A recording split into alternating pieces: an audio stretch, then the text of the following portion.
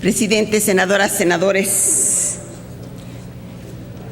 quiero decirles que un día llegó el señor Juan Méndez, relator especial de la tortura del Consejo de Derechos Humanos de la ONU, y traía el espejo de la madrastra de Blancanieves, ese que solo dice la verdad.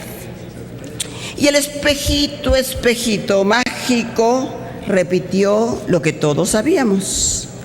La tortura en México es generalizada.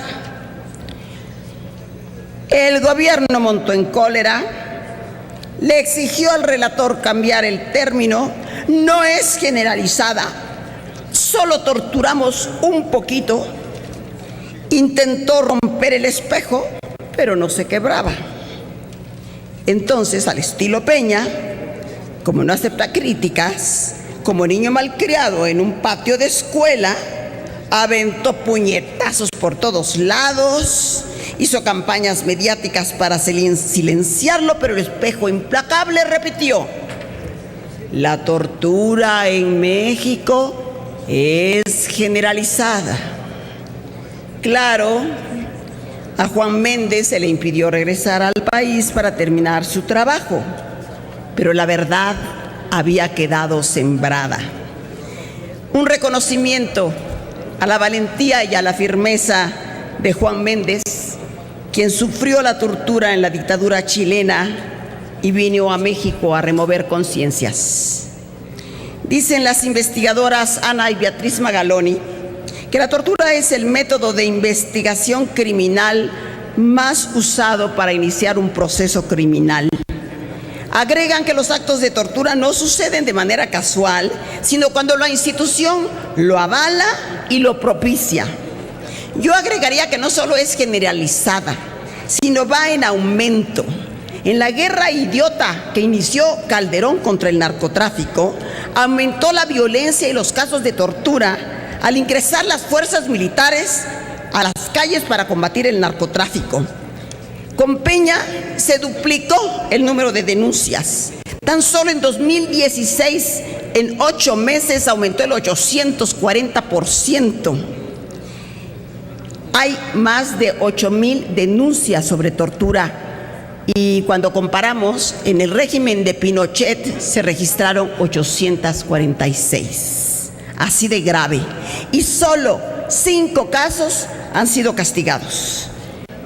La Procuraduría, pues solo tiene 44 investigadores, pero ¿para qué quiere más? No tiene interés en perseguirse a sí mismo, y mucho menos de investigar al ejército. ¡Ay, qué miedo! Le tiemblan las canillas. La tortura depreda lo que más valor tiene el ser humano, su dignidad y su libertad.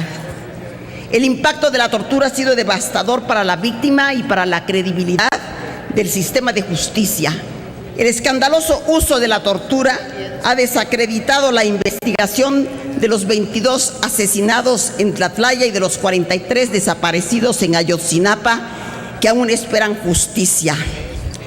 Como la Procuraduría no investiga, sino inventa, pues muchos de los detenidos están encarcelados por tortura.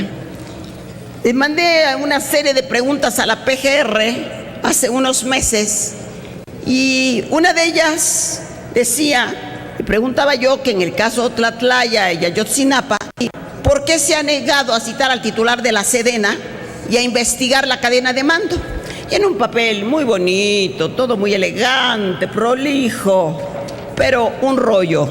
Y dice, es una perla.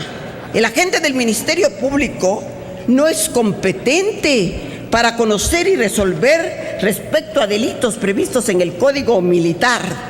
Entonces, como quien dice, al ejército no se le va a investigar jamás. Así que cuidado con sacarlo a las calles. Quiero platicarles que Toño, el protagonista de Presunto Culpable, declaró en una entrevista que sufría frecuentemente de pesadillas. Dice con sencillez, Tal vez porque nadie me ha pedido perdón.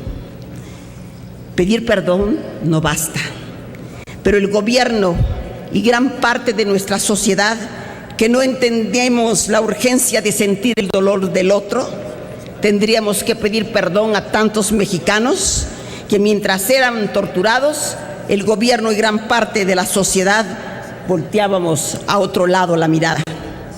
Hay que tratar de resarcir el daño de los que sobrevivieron a la tortura y revisar los casos de los que están dentro de la cárcel, a los que están bajo la tierra porque sucumbieron a la crueldad. No sé cómo se puede reparar el daño. Los sádicos expertos en practicar la tortura no dejan huellas físicas, pero por dentro te desfiguran, te queman para siempre. Es como si te arrancaran las raíces de un árbol, así te arrancan el alma, te desgarran la vida. Eres otro ser humano diferente, nunca volverás a ser el mismo. Decía Benedetti, podrán limpiar la sangre de la celda, pero la amargura jamás. La ocasión pasada, cuando se discutió en el Senado esta iniciativa, nuestra fracción votó en contra. Muchas lagunas. Pasó a la Cámara de Diputados y se hicieron adecuaciones para debilitarla. ¡Qué resistencia de Peña a erradicar la tortura! En verdad, asombra. Pero en marzo vino el alto comisionado de la ONU y entonces les dijo, pues esto no pasa, no cumple con los cánones internacionales, así con esa elegancia que tienen ellos. Y entonces sí, ahora ya quedó. Y se tocan temas importantes como castigo a los superiores jerárquicos, como los verdaderos responsables. Se aumentaron las penas cuando los torturados sean inmigrantes o personas con discapacidad. Y ahora no se tomará en cuenta bajo ningún concepto las confesiones hechas bajo tortura. Sí me preocupan varias cosas. Yo no sé cómo se va a preparar de la noche a la mañana prácticamente, cómo se van a profesionalizar estos grupos especializados en investigación, peritos, en una institución en donde no aprendieron a investigar, sino a inventar. Se tendrán que aplicar todos los protocolos internacionales existentes para erradicar la tortura.